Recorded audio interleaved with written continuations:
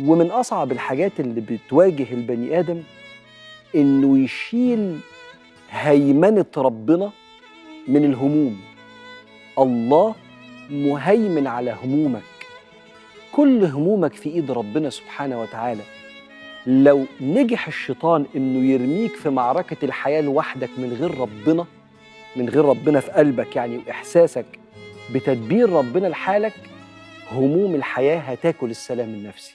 لأن كتير من الأوقات ما بتهجم عليك أحزان الماضي وتصرفات غلط عملتها قبل كده، وحد أذاك وما انتقمتش منه فتحس إنك أنت ضعيف، وخيانة حصلت في الماضي تحس إن الناس كلها جاية عليك، فربك يقول لك ما أصاب من مصيبة في الأرض ولا في أنفسكم إلا في كتاب من قبل أن نبرأها. ده في السيناريو بتاع حياتك، في القدر، ده من عندي من فوق. ده بجد يا رب من عندك يعني، ده في قصتي؟ طب خلاص ما دام من عندك خلاص. إلا في كتاب من قبل أن نبرأها إن ذلك على الله يسير لكي لا تأسوا. كفاية أسية وحزن ياكلك وياكل السلام النفسي اللي جواك.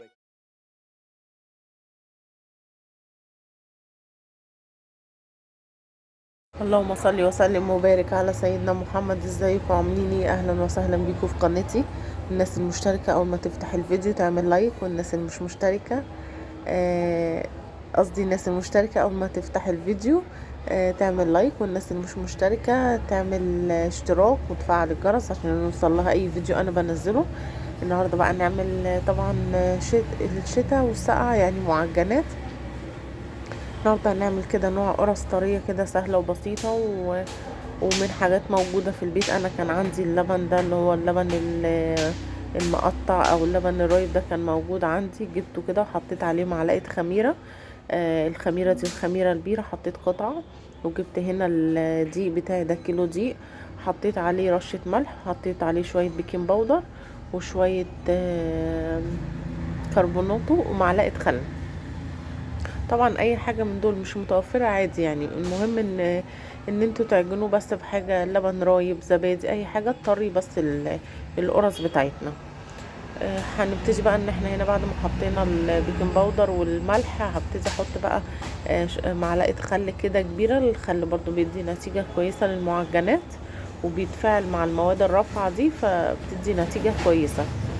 هنحط بقى كده شويه خل عليهم ونبتدي نقلبها، وبعدين هنحط 4 معالق سمنه كده حلوين كبار، او نص كوبايه او كوبايه سمنه على حسب ما انتوا حابين تحطوا الدهون بتاعتها يعني. انا ما حطيتش فيها زيت خالص لان انا طبعا عايزاها طريه والزيت بينشف، فانا حطيت سمنه بس. انا حطيت كده بتاع 4 معالق كبار كده سمنه حلوين، وبدات اللي انا اعجنهم كده مع الدقيق. وبعد ما عجنته نزلت بالخميره بتاعتنا دي، كانت خلاص ان هي بقى بدات تتفاعل. اتاكدت ان انا اللبن الرايب ده او انا مدفياه شويه، مش حطاه ساقع يعني، عشان الخميره بتموت في الحاجه الساقعه. فهنبتدي كده ابتدي بقى انزل باللبن الرايب والسكر. انا حطيت على فكره لبن رايب والسكر والخميره، وبدات اللي انا اقلبهم، وبعدين بقى هبتدي انزل كده بالعجين وافضل اعجن لحد لما الاقي قوامها كده مناسب، سواء من السمنه او من اللبن او مش عايزه اي حاجه تانية. هتشوفوها دلوقتي هتبقى عامله ازاي طريه. العجينه بتبقى طريه خالص وبتبقى كده يعني، هي مش سايحه بس متماسكه، بس مش بتلزق في الايد يعني. هنبتدي بقى اهم حاجه طبعا في الحاجات دي العجن، لازم تتعجن كويس جدا. وزي ما بقول لكم كل مره، لو عندكم عجان هتبقى افضل بكتير والنتيجه هتبقى احسن بكتير. هنفضل بقى نعجن فيها كويس كده يمين وشمال وشمال يمين لحد لما العجينه تبقى طريه في ايدينا خالص، ما تبقاش محتاجه اي حاجه تانية يعني، ولا سوائل ولا سمنه ولا اي حاجه. بصوا انا بوريكم قد ايه هي طريه. هنسيبها بقى تخمر، لازم تخمر طبعا. وبعدين انا مصبرتش عليها، خمرت كتير، بس هي لازم تاخد وقتها في التخمير. وخصوصا الخميره البيره دي غير الخميره السريعه، لازم تخمر جامد، فلازم تسيبوها تخمر. ممكن تسيبوها تخمر كده، وممكن تقطعوها في الصواني وبعدين تسيبوها تخمر، بس الافضل ان انتوا تسيبوها تخمر دلوقتي يعني. هنبتدي بقى كده الاول. انا بدات قلت اخد قطع واقطعها كده صغيره واعملها على شكل القرصايه، بس انتوا برضو ايديكم مش هتوزن كل واحده يبقوا قد بعض، فالافضل انا بدأت بقى ان انا افردها كده بالمنشبة بتاعتنا، هنفردها وبعدين نقطعها بحاجة تكون كله حجم واحد، بدل ما احنا نعمل واحدة صغيرة وواحدة كبيرة. فالافضل ان احنا ايه، انا بصوا اول اتنين كده عملتهم حسيت ان لا الاتنين مش مقاس بعض، لا فالافضل ان انا اروح فرداها ومقطعها بكوباية او بغطا او بقطعها كده مدورة، بحيث يبقى كله حجم واحد كده. دي افضل طريقة، وده اللي انا عملته. هتشوفوا دلوقتي بعد ما هعمل الاتنين دول، لا مش هحس ان هو شبه بعض. فهجيب بقى حاجة وافردهم كده، هفردهم على الترابيزة وابتدي ان انا اقطع كده بالمقاس اللي انا حباه. انا ما كنتش عاملاها كبيرة قوي، او بصوا دول حسيت ان دي مش مقاس دي، فلا الافضل ان انا اروح فرداهم ومقطعه كده. وهتشوفوا دلوقتي هنعمل ايه. وبدات بقى على الترابيزه بتاعتي اشتغل عليها، افرد كده العجينه واقطعها بالكوبايه اللي عندي دي زي ما انتم شايفين. هتشوفوا النتيجه بتاعتها دلوقتي، هتطلع النتيجه حلوه، هيبقى كله شكل واحد، هيبقى كله حجم واحد. مش هنحتاج ان احنا، بس اهم حاجه ان انتوا ما تخلوهاش رفيعه قوي عشان ما تنشفش منكم في الفرن. فهبتدي كده اللي انا ولا اخليها رفيعه السمك بتاعها ولا رفيع ولا تخين. هبتدي كده افرد كده واحده واحده لحد لما الاقي كل السمك بتاعها بقى مظبوط، وافرد من على الجناب وكده.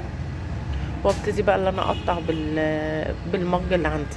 لو وصلتوا لحد هنا ولسه ما عملتوش اللايك، ما تنسوش اللايك عشان اللايك هو اللي بيخلي اكبر عدد يشوف الفيديو بتاعي. اهو بصوا كده بدأت بقى اللي انا اقطع كده.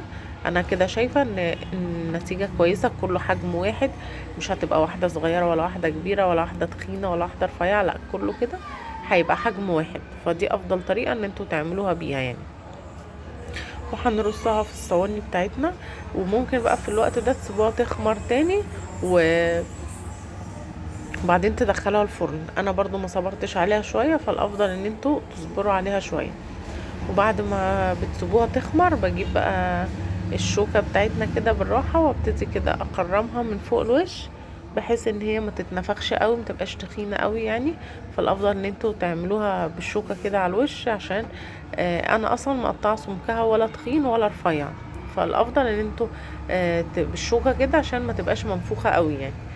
هنخلص بقى كل الكميه اللي عندنا كده، وهنشوف بقى رصينها ازاي. اهو زي ما انتوا شايفين، بصوا كل حجم واحد اهو بالشوكه كده. هبتدي ان انا اقرب كده وادخلها على فرن عالي درجه حراره عاليه. بتاخد يعني بالظبط بتاخد بتاع ربع ساعة في الفرن، ما بتاخدش اكتر من كده، ما بتطولش. ولو خمرانة بتكون افضل يعني. برضو لما بتكونش خمرانة عقبال ما بتدخلوها الفرن عقبال ما تاخد وقتها في التسخين، لكن لما تكون خمرانة ممكن تستوى بسرعة كمان عن ربع ساعة.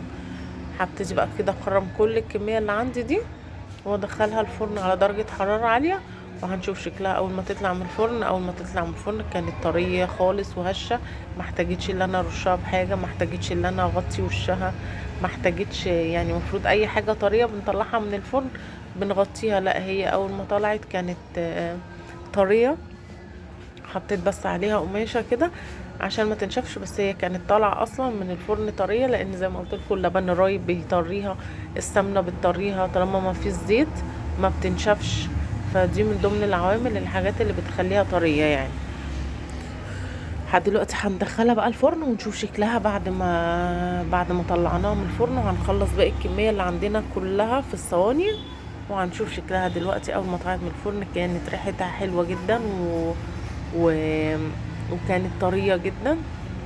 هنا برضو لسه انا ما دخلناش الفرن. اهي دلوقتي هتشوفوا بقى شكلها اول ما طلعت، لونها حلو اهي. بصوا لونها حلو جدا، طريه، ما احتاجتش زي ما قلت لكم. اهي انا بوريكم طريه ازاي، ما احتاجتش ان انا ادخلها اغطيها بحاجه، ولا ان انا يعني احط عليها حاجه. بصوا اهي هي اصلا طالعه طريه ولونها كان حلو جدا. الكاميرا كمان مش مبينه اللون كويس، بس اللون بتاعها كان حلو قوي.